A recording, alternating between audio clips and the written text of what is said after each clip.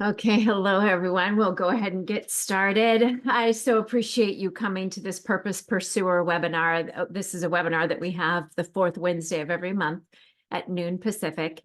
And this time we're talking about principle number 2 of Blueprint philosophy, which is that you are one of a kind. And of course, that is for a reason.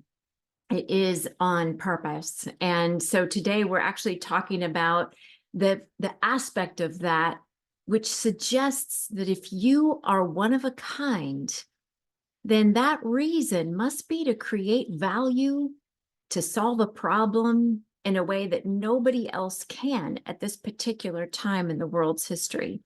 This has huge implications for how you feel about yourself right now and how you make choices. So we'll be talking about that. And of course, I have with me a couple of Blueprint process practitioners here today. Hey, everyone, wave your hand if you're a Blueprint process practitioner. So these practitioners do exactly what I do, and there's Brandon. And we'll be talking about that a little bit more today, but I'm going to actually have them talk a little bit in terms of not only what the Blueprint process has done for them, but how they see themselves as practitioners helping others find their reason for being. So today, as I mentioned, we're going to talk about the fact that principle number 2 suggests that you are one of a kind, and that you are one of a kind for a reason. And as I mentioned, this has huge implications for how you live your life, not only what you do for a living, but how you operate in your home, how you operate when you're by yourself or with other people. It literally affects everything about your life. So I wanted to share my own story, just a little tiny piece of this to help you understand maybe a little bit of the context of how this got started, but more importantly, how this can impact your life and step number 1 in the impact which the Blueprint process practitioners can help you with if you decide to do so. So in about 2006, I went on this amazing cruise with my family, and it was up the interior passage of Alaska. It was wonderful, amazing, just as you would imagine it to be. But there was a problem. When I got back to the dock and we were supposed to get off the ship and go home, I had this really uncomfortable sensation of resistance. I'm sure all of you have felt resistance from time to time in your life, and this was massive. It was like a thunderclap in my consciousness. I did not want to feel that way. I felt like, for some reason, I didn't want to return to the life that I had previously been living. This was alarming for me. And some of you may feel this way yourself, kind of like the cruise ship I was on.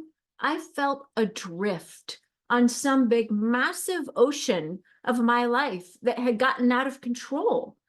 As maybe some of you have felt, I wondered, how did I get here? Why am I here? I don't really like where I'm at. Now, this realization is huge.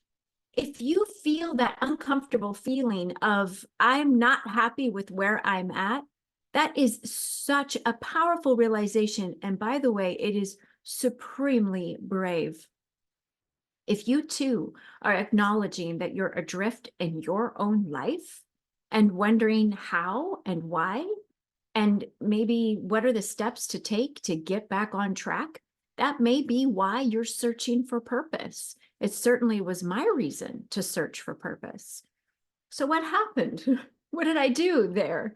Standing on the dock with my family, looking back at me and thinking, what are you doing, Mom?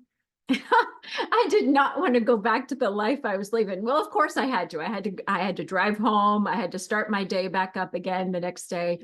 And I started a process of self-study. I realized, okay, I have a project to do in front of me, and all of us have this same project to do. And that's why the Blueprint process practitioners exist. We exist to help you study yourself. Why? It is in the study, and I'll explain this in a minute. It is in the study of self that we learn what our purpose is. Purpose, as I mentioned last month, isn't something that somebody else gives to you. It is inherent within the tools that you've been given by our great creator. And so I came home from that trip to Alaska bound and determined to study myself so I no longer felt adrift. I wanted to provide an anchor for myself. Well, that anchor is within all of us. Whether or not we feel its effects is dependent upon whether or not we study and use that anchor. I intuitively understood this.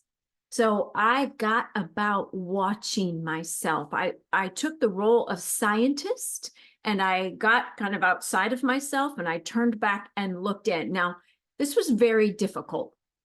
It was very confusing. I felt like I was kind of all over the place. I knew I needed to do it. I stayed convicted about my path, but I was very confused and I felt very alone. That's why the blueprint process exists, so that you too can study yourself, but with the aid of someone else who acts as an anchor for you until you find your own. And then we're still there to the degree that you need us. But self-study is really, really difficult. It's very hard to be objective about yourself. And so a blueprint process practitioner is not only someone who helps you as a guide look inside yourself, and they mirror to you what makes you unique, but they also give you some leverage so that you can kind of borrow their own study of you until you trust your own anchor. This is huge. And it's not something that I had. I was kind of cycling and spinning on my own. So consequently, it took me a lot longer to go through my own process that has now become the blueprint process.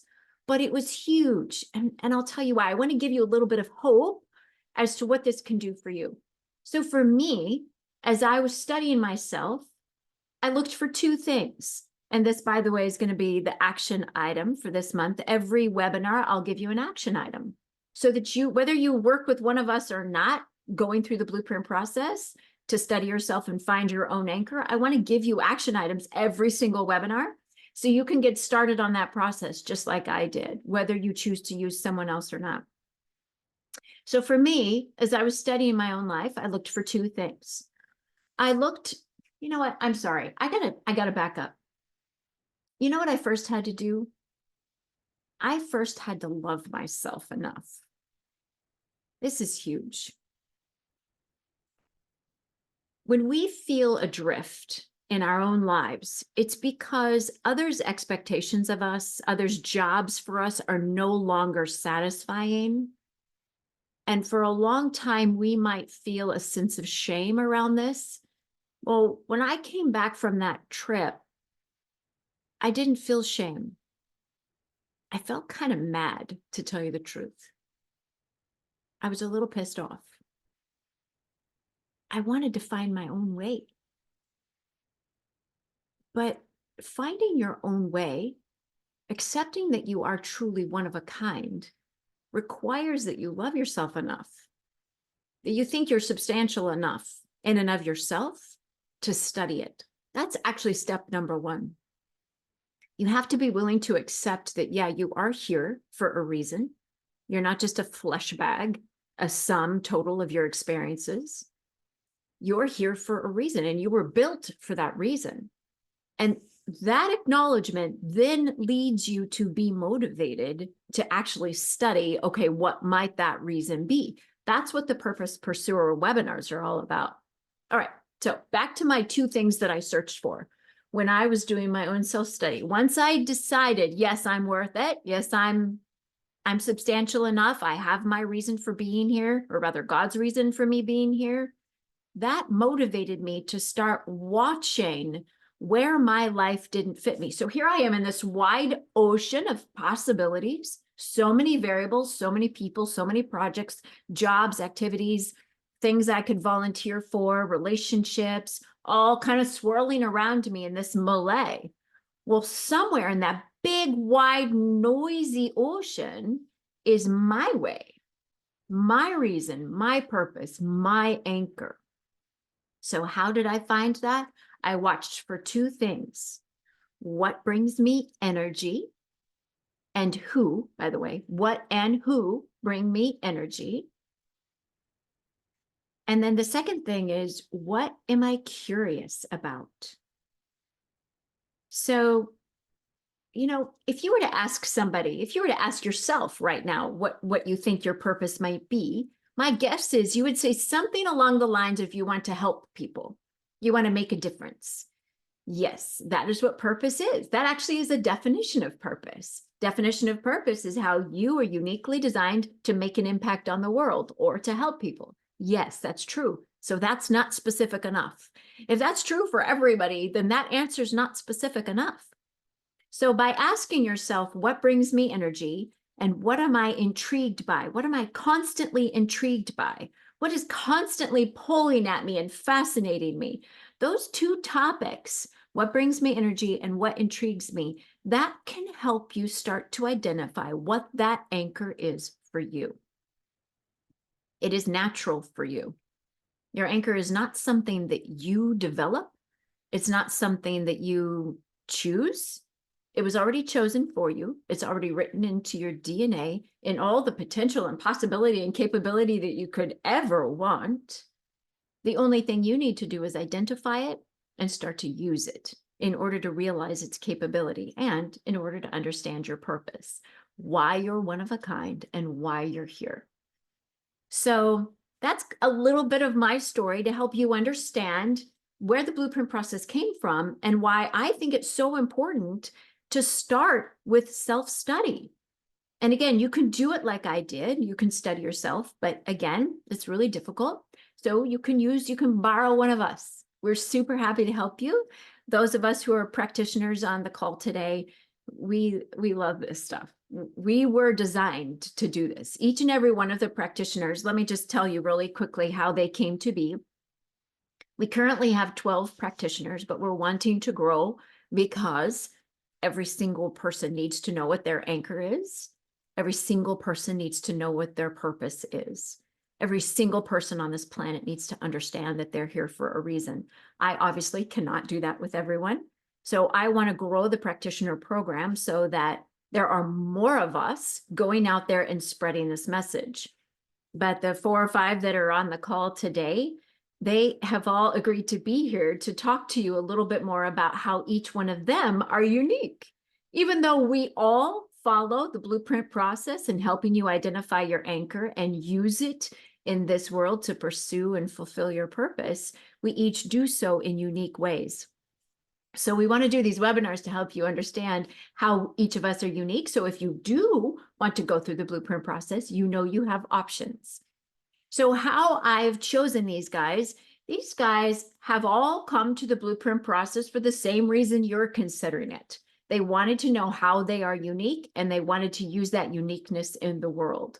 However, something different happened with each one of the 12 that I currently have in the practitioner program. Every single one of them started to sound kind of like me. Like they were excited about the same things I get excited about. Job number 1, they believe in the individuality of every person. They naturally get that each person is supposed to be unique. And they're super excited to help someone take that uniqueness and get it out into the world by way of making value. They all understand purpose and are very attracted to the concept of purpose. And they all believe that we were designed by some great creator who is moving through us to fulfill that purpose. So those are the reasons I chose them. And it was in my process of studying their blueprint that it dawned on me, here's a practitioner. It's almost like there's a blueprint of a practitioner. What do they look like? Well, they are super excited, passionate, and convicted about helping each person get their uniqueness out into the world to create value. So we've got 4 of them, I think, on today. And their role today is to talk more about principle number 2, as I've been talking about it, but they're going to do it from their own unique perspective. And so we're just going to take as long as it takes. And we're going to go through, I actually have 3 questions that I'm going to ask each one of them one at a time. And guys, let's just go in this order. We're going to start with Frank, go to Seth, and then Bill, and then Brandon. And we'll go through one question at a time. What I'd encourage you to do if you're listening or watching this recording is listen to the distinction in their answers. There will absolutely be some similarities, but I would love you to actually put the practitioner hat on yourself and watch for their individuality. And then you might actually feel compelled to reach out to one of them after this webinar. Please do. If you go to Blueprint Process, www.blueprintprocess.com, you'll see all of them. And if you click on their little picture, you'll find their contact information and you'll be able to get in touch with them. I am confident. Hey guys, can I ask you, would you be interested in talking to anybody who's interested in talking to you? Sure. Okay. Okay. Yeah. Figured you might be interested. All right. All right. So we're going to start with Frank.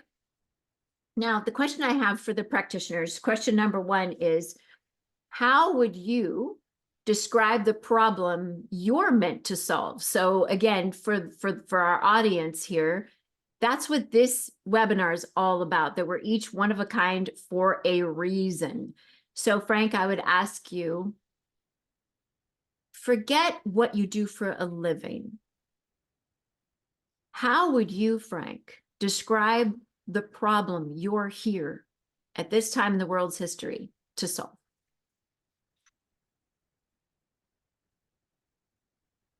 The problem I was designed to solve is really standing ready for people that already know a lot of things.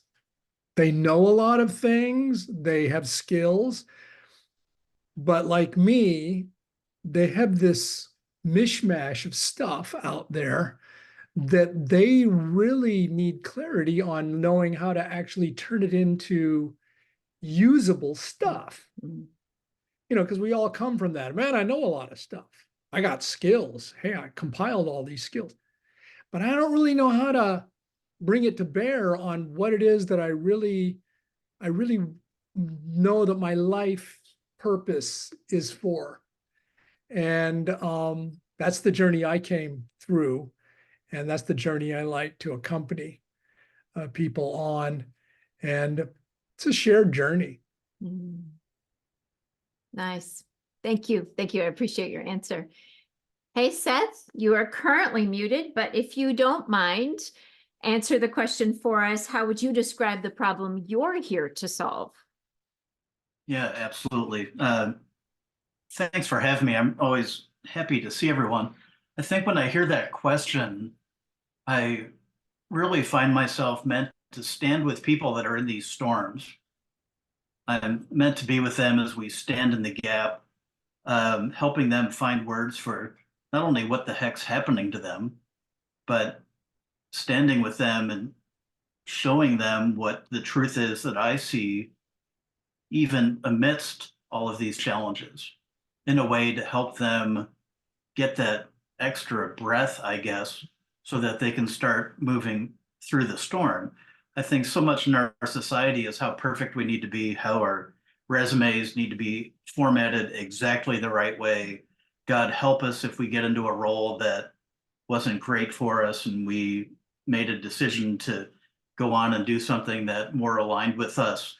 There's all these storylines that happen. So the problem I meant to solve is standing in that gap, but also, as I found, when you're in that space of dealing with these problems, you'll test the waters with your community or the people around you. And not many of those people can stand in that place and deal with what is going on in your internal monologue. So being the person to stand with them, to help them with those words, to show them the truth of what I see in their stories, being able to bring them to a better place of belonging is really what I'm all about and is within my unique purpose. Love it. Thank you, sir. Bill, you also are on mute, but how would you answer the question? How would you describe the problem that you are here to solve? Well, it's my problem. So I figured if I had the problem, everybody has the problem. You know, many people battle internal fear and limitations in one way or another. generally preventing them from living how they want to live, whether it's professionally, personally, or whatever that is.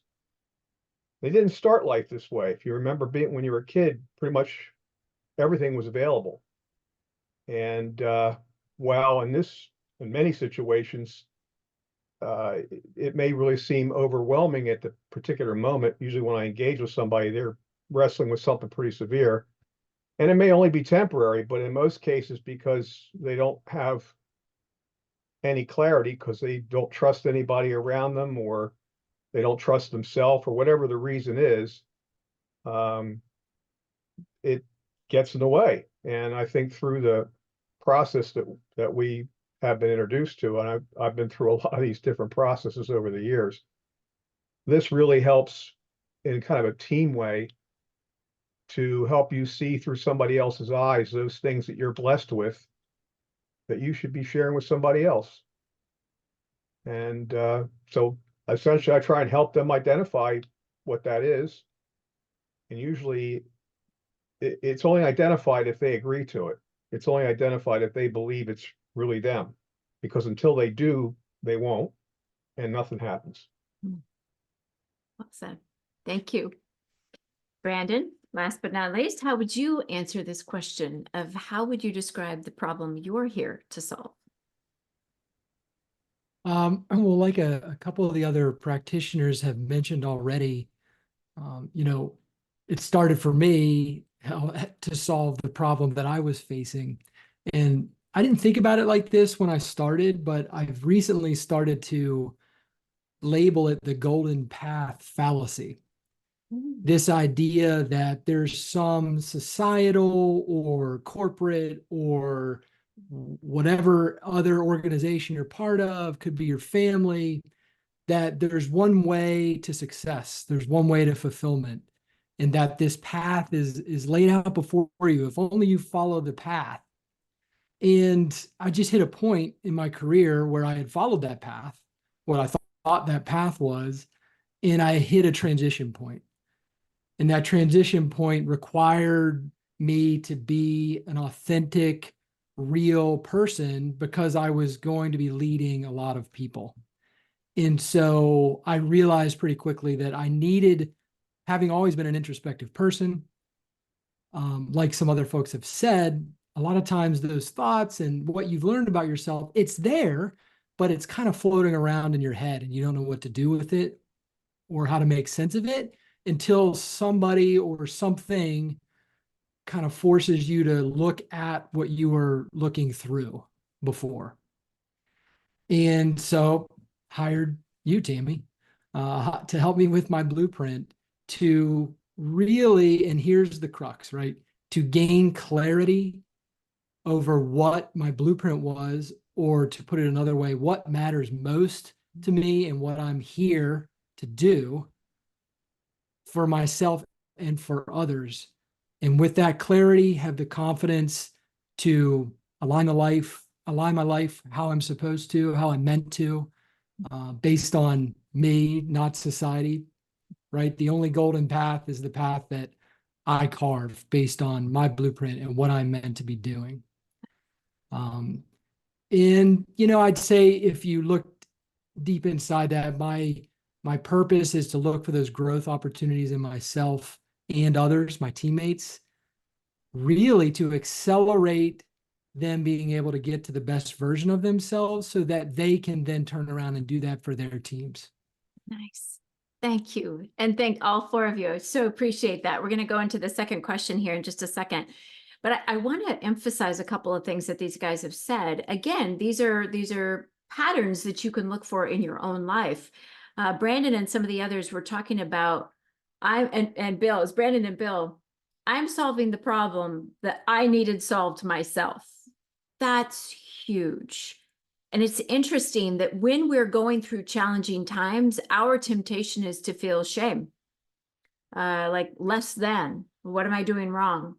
But in actuality, it might be a tip for you, a hint as to how you're supposed to help others. If you think about it, as soon as you tackle a problem, you've gained some pretty significant proficiency, self-sufficiency in that area.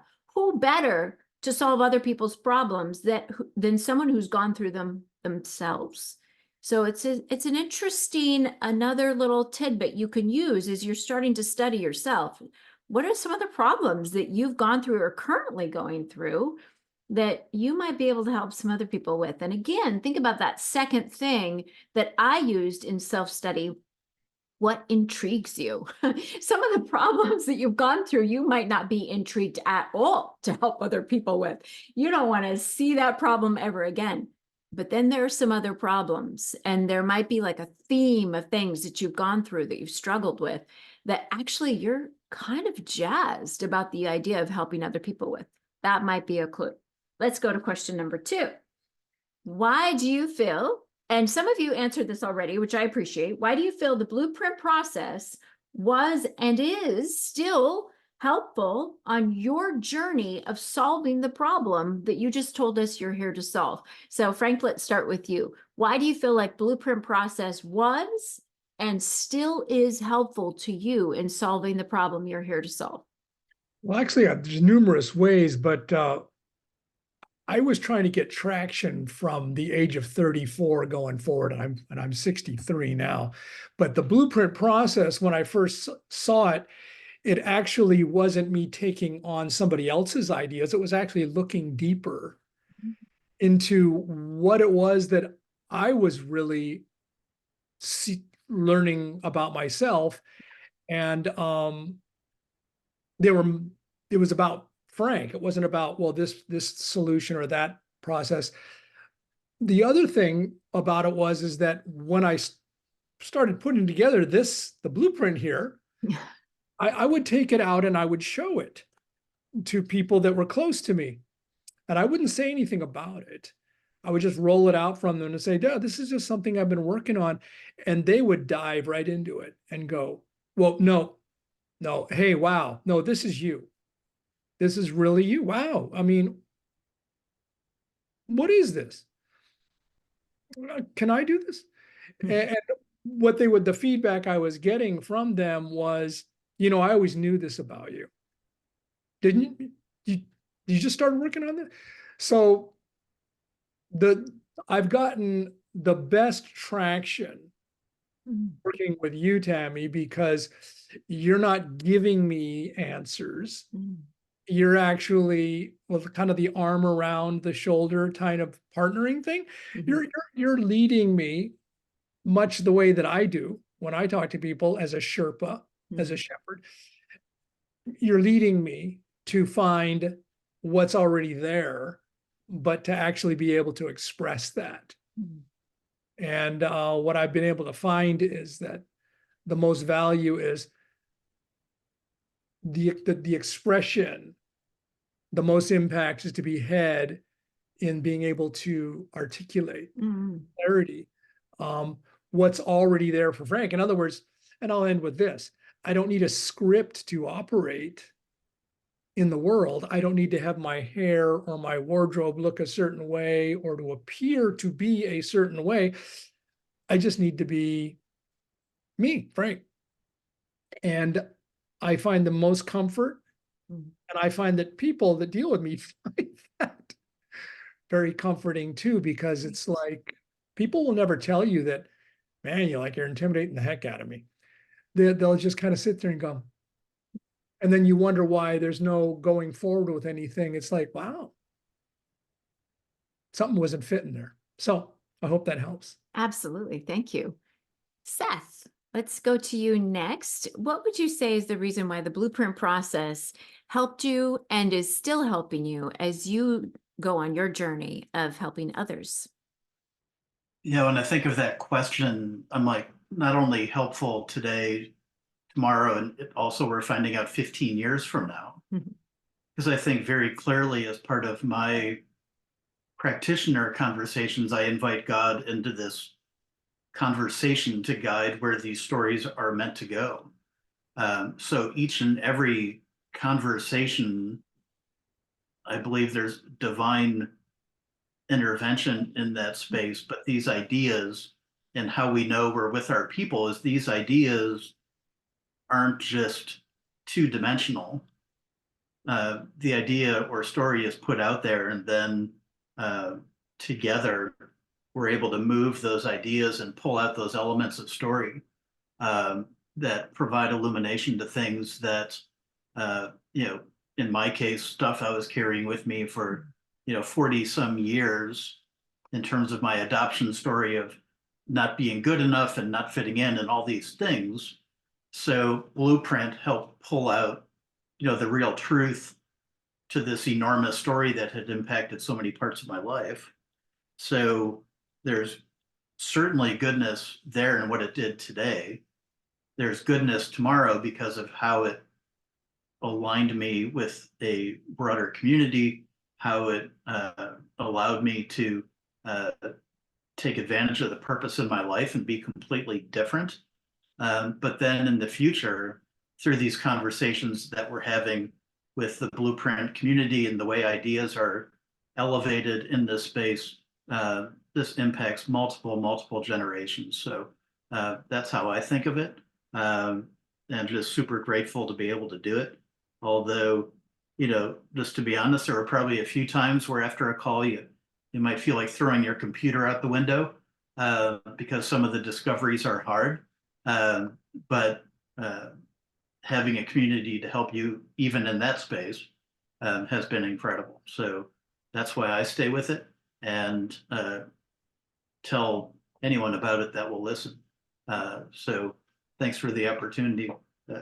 Question number 2, hopeful today, tomorrow, and then, a long time from now. So Love that's it. my answer. Thank you. Thank you. I like it. Yep. Hey, Bill, and how about you? How would you answer the question about how Blueprint process has helped you in the past and now on your journey of solving your problem? Well, it's obviously the process itself is a catalyst, but it's more than that. It's a community, as Seth already said, and I'm sure Frank agrees with, and same with Brandon. Because I probably learned as much from everybody else that's on this call, and a couple others who aren't, as I have from my initial work with Tammy. And it's actually a group of people that you can be open with because they're expecting that. And looking at the process itself, it's a tremendous utility because it's completely dynamic. It's one of these things where you're taking a road trip and you hit a road that's blocked. On the map, it says you can go through there, but you can't go through there. So you have to kind of make a mid-course correction and look for a different way. And that's what this whole thing does. I think it took me 6 months to get through mine initially, at least the initial run through. But I mean, I'm still going through it, so it's not like it stopped. So it's a dynamic process, but I can't emphasize the community itself because you could work with anybody on this call that represents themselves as blueprint practitioners. And the only thing you're going to experience is maybe a different approach, maybe some different additional ancillary tools that they use and belief systems that they have, but you're going to get there. Thanks, Bill. I appreciate that. And Brandon, how would you say the Blueprint process has helped you in the past and currently still on your journey of solving the problem you're here to solve?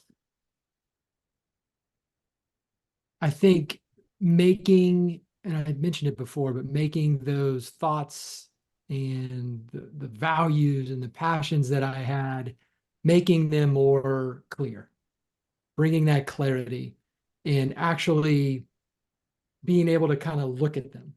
And there's a lot of power in that whenever you're faced with a major life decision, conflict in your life.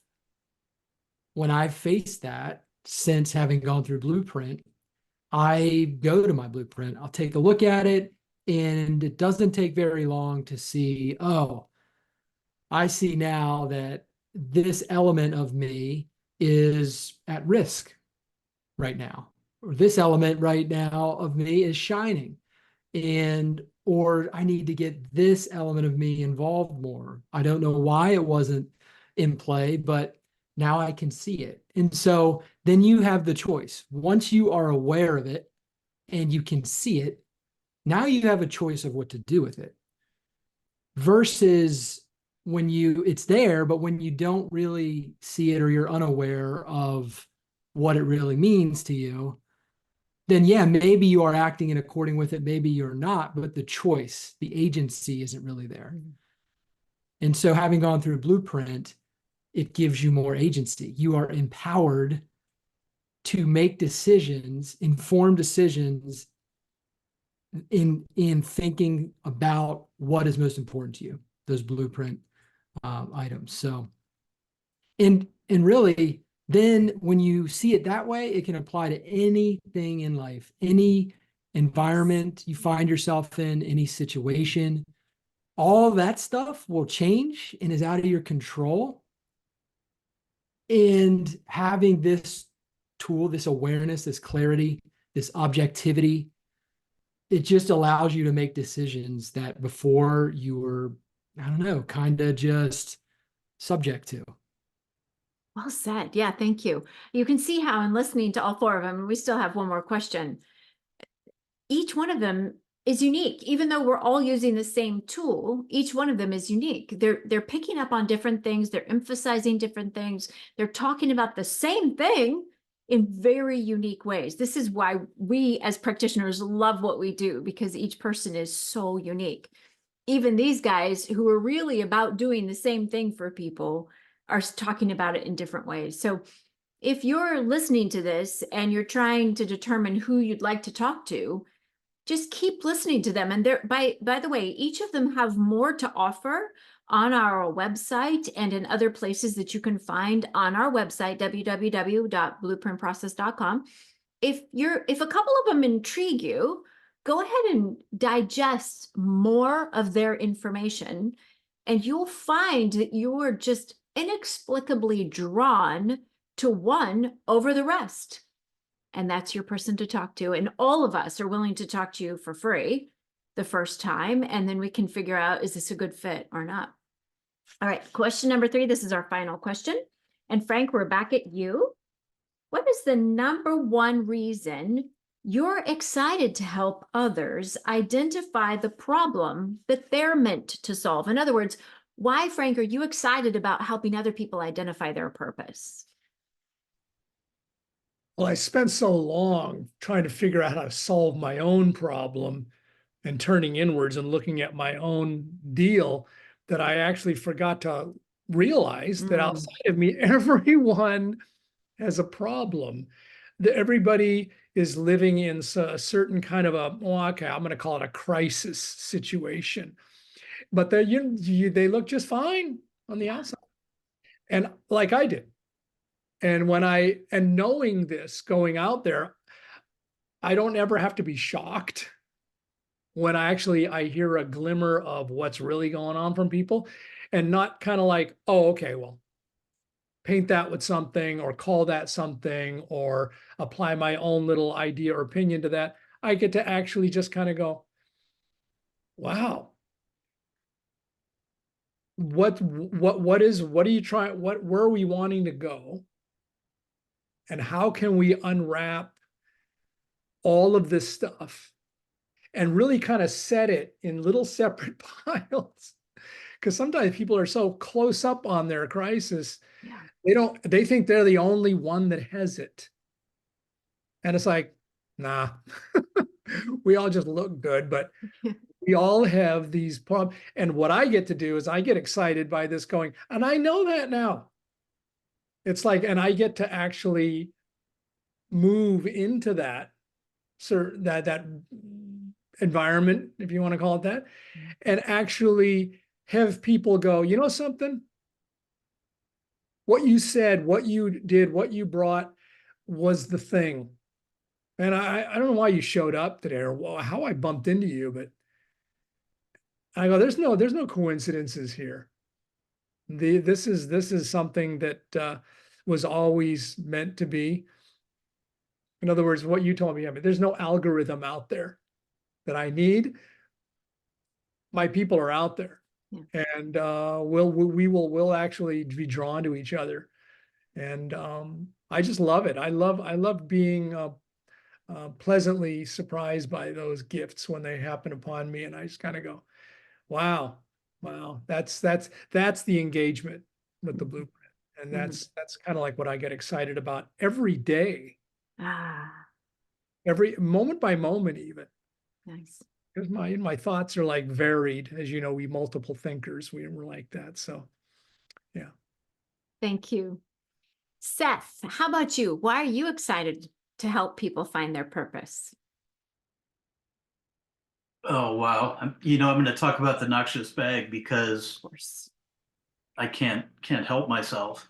So when you've grown up in this world where all of these little things start going in this noxious bag, test failures, I didn't run fast enough, I couldn't skip. My kids make fun of me still in a good way that I couldn't skip in kindergarten. Like all this stuff gets thrown in this noxious bag.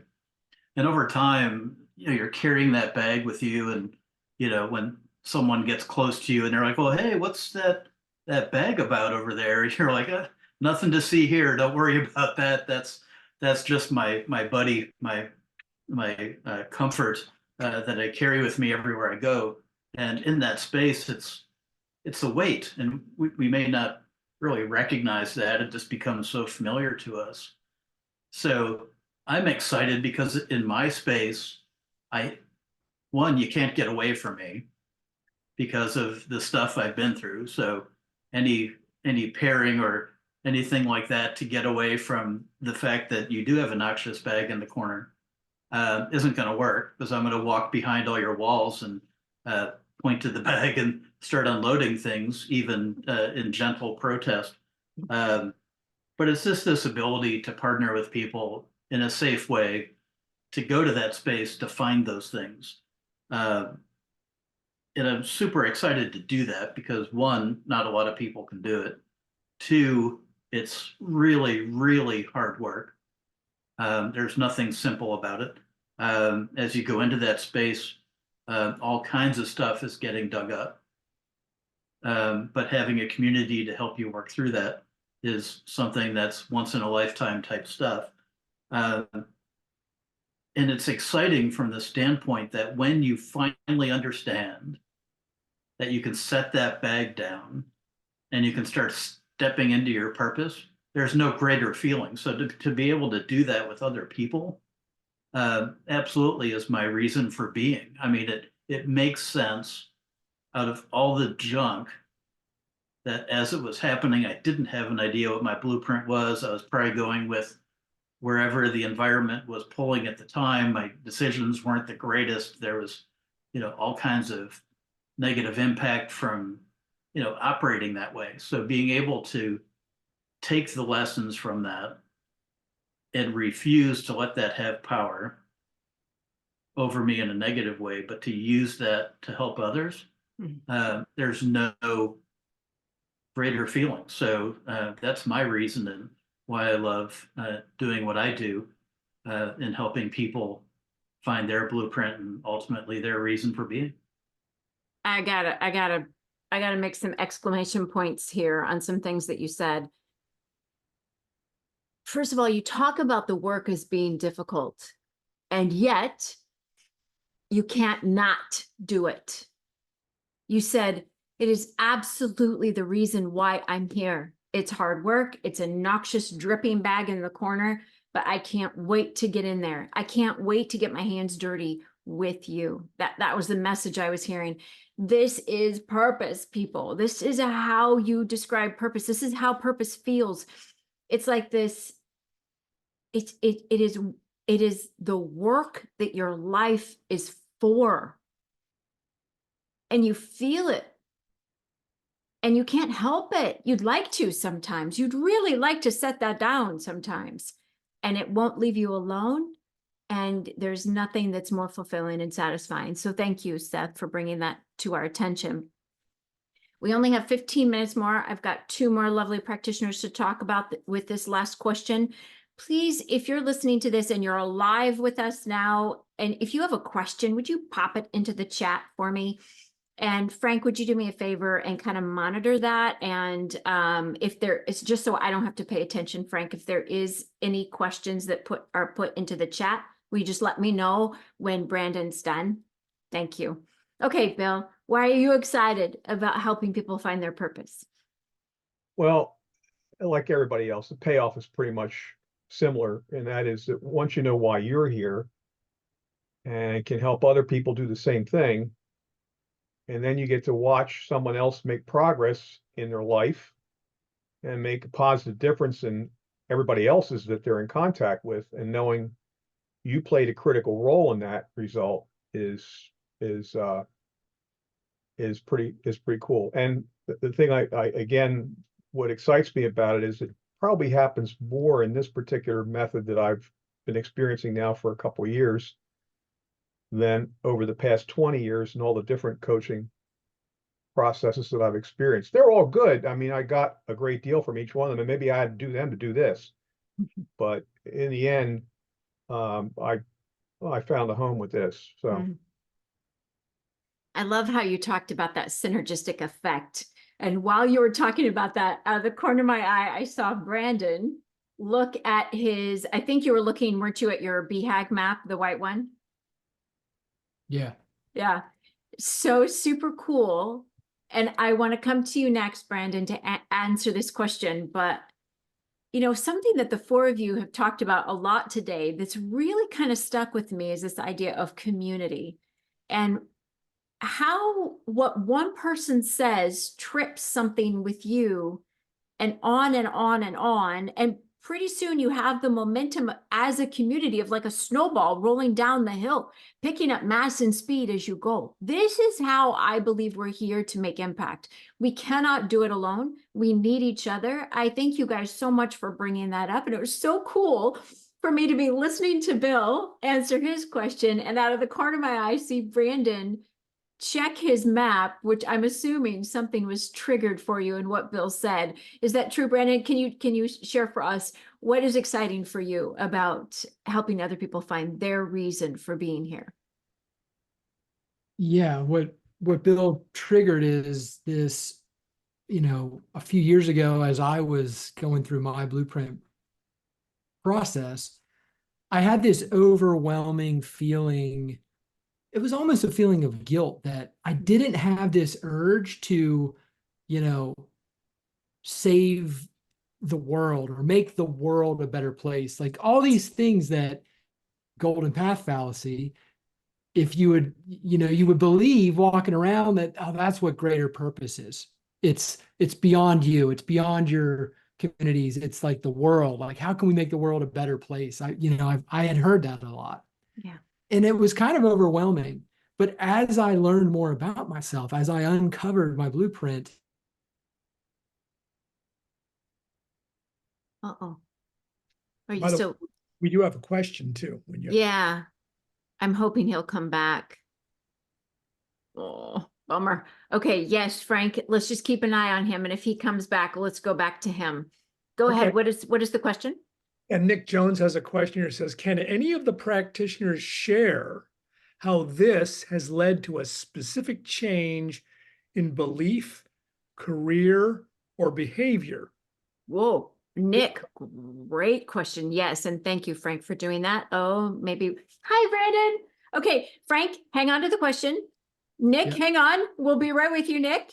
Go ahead, Brandon, please. Do you remember kind of what you were saying? Oh no, it's happened again. Zippity doo dah. Yeah, right. Okay, so Frank, help us. Change in belief, Yeah. career, or behavior. I share how this has led to a specific change in belief, career, or behavior. Okay, super great question, Nick. What I love about that is you're recognizing that Blueprint can impact your entire life. Whereas many times people get caught thinking that it's just professional impact. So thank you, Nick, for getting that. Frank, let's start with you and we'll go in the same route. Or Brandon. I'm back. I'm back. Hi. Do you remember? I think I'm back. I think I'm back now. Right, go for it. Where did I end up? Where did you lose me? I'm so sorry. guys, do anybody of you remember? I'm so sorry, I don't. Just start from the beginning. Tell us why you're excited about helping people find their reason for being here. So it was overwhelming when I got started with this because I'd always believed that, how can we make the world a better place, or things that I would hear when people would talk about this purpose that they had, right? Yeah. It was a little overwhelming to me. But as I uncovered my blueprint, I realized it's about starting with myself, looking for those growth opportunities in myself to continuously learn and develop, so that I can help my teammates do the same and accelerate their growth and their ability then to turn around and do the same for their teams. And so Bill, I think, mentioned it, maybe Frank, everybody I think has touched on it here. There's this idea of the chain reaction, that you indeed can affect a much greater change, and like positive change and improvement, by just starting where you can, where you're at with yourself, with your close teammates. And that's really exciting to me, because, it was this sense of overwhelm. And then again, it comes back to this clarity of, no, I can start with who I am. I can start with where I'm at. Yes, thank you so much. You're picking up on something that's super important. Then we're going to get to Nick's question. Purpose is not a thing, an act, a project, a career. Actually, Nick's question is perfect for this too. So you picked up on that perfectly, Brandon. It's not some big thing that you've got to do that's larger than life. It's actually it's in you. It's in who you are. And you can do that 24/7. And yes, it does impact then, Nick, belief, career, behavior, home life, etc. Okay, so Frank, one more time, especially since Brandon might not have heard it. Can you repeat Nick's question? Yeah. Oh, yeah. Can any of the practitioners share how this has led to a specific change in belief, career, or behavior? Okay, so let's do this, practitioners, because we have 8 minutes. Let's go Frank, Seth, Bill, Brandon, same order. Answer Nick's question in one way. And I know you have multiple answers to this question, just because I also do. But Frank, let's start with you. Pick one of the ways that Blueprint has impacted one of those 3 areas. Well, I'll go with behavior, which actually overflows and ties those other 2 things in there. I agree. But this idea of behavior, what I mean by that is, okay, how does Frank take himself to things that he encounters in the world, people and situations? And what I was finding is that there's this way that draws me to it. Like, okay, I'm animated by that, and I'm not animated by that. Well, what's not animating about that? And it's like, well, okay, my behavior. What informs me? What's informing me now about this situation? Well, it's jacked up. They're wrong. They're screwed up, or whatever. And it's like, well, so I'll just sum it up with this. What's good about this situation? Even my own personal situations. So that way I would perceive things and things that I'm dealing with. Okay, what's good about this situation? And in the realization and the unpacking of that, I now have a way forward. I have a way to move and operate and actually provide useful value in that, instead of just chucking it all out and saying, oh, that's just all. And so, Nick, hopefully this helps bring some of the answers. Like, the behavior is actually what really impacts the career thing too. Mm-hmm, mm-hmm. It's like the way I operate in my career has been greatly impacted by that in a great way. Yeah. And people notice that have done business with me for years. They go, "Wow, what is it? What is it about? What man? Something's happened to you. What are you taking?" Whatever that is. Nice. Okay, great. Thank you, Frank. Seth, how about you? How has Blueprint impacted either a belief, your career, or behavior? I'm going to jump on the career thing for a minute because that's very different for me. So I'm not 25 anymore. I know, shocking. What a career piece. So you can look on my wall behind me, and there's all these Navy promotions. Like I was promoted 11 times in my Navy career. I've got multiple degrees, went to war colleges, had experiences outside of the military in terms of highest levels of retail, supply chain, like all this stuff. To go through and find out that, well, all of that stuff was good in its own unique way, that I got to really meet some great people along the way. If someone really asked me, hey, Seth, are you having a great time? Is this absolutely what you want to do? Is this aligned with your purpose? The unfortunate answer for a lot of that time was no, I'm living someone else's idea, the golden path that Brandon talks about. I was living someone else's idea of what this was supposed to look like. And I was killing it because there was no way I was going to let anyone down. Not once did I have the words underneath that to look at my blueprint and say, wait a minute, for how I'm designed, does this even make sense?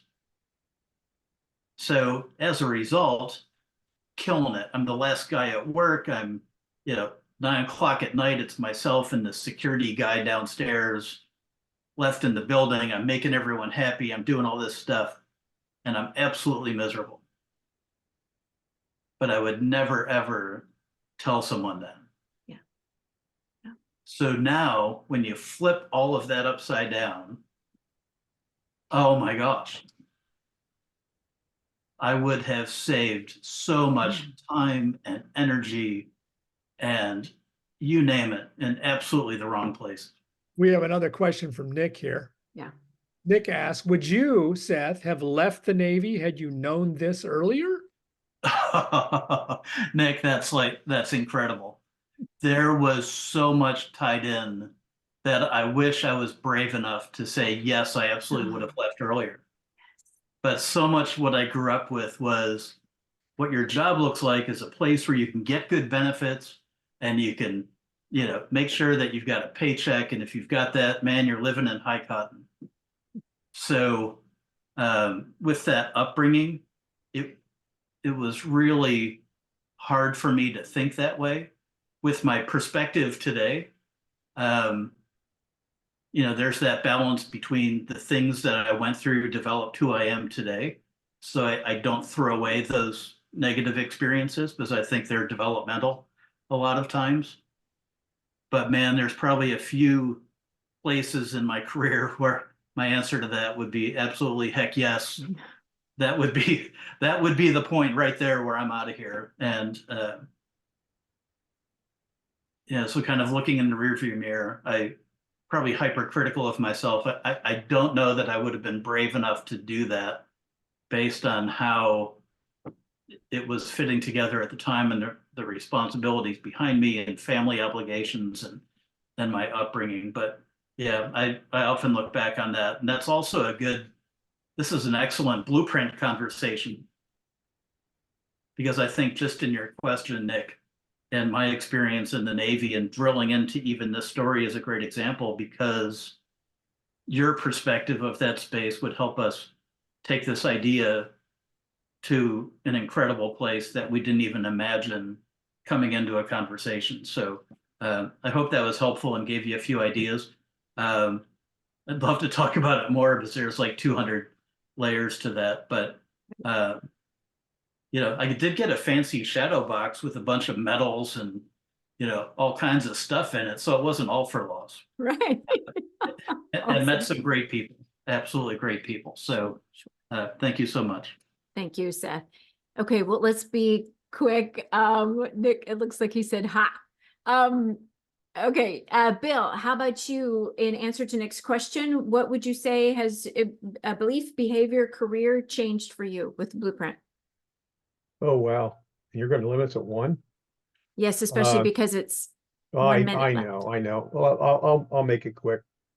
I quit financial services. I now have a much stronger belief that most religious systems work, that no one is better than the other. and that I think I'm much more curious about the world than I was before. Oh, that is lovely.